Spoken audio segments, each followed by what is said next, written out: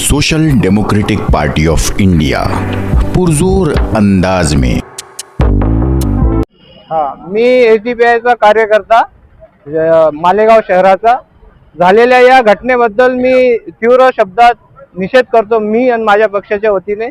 आणि या घटनेबद्दल जो आरोपी आहे त्याला सरकारने फास्ट ट्रॅक कोर्टच्या सहाय्याने लवकरात लवकर या घटनेच्या बद्दल त्याला शिक्षा व्हावी ही आमच्या पक्षाकडनं विनंती आहे।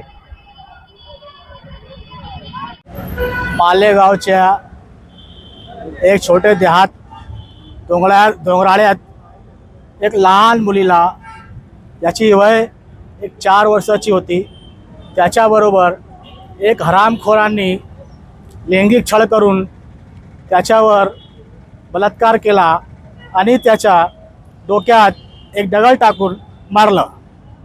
याचा आम्ही social democratic party of India SDPI कडून निषेध करत आहे।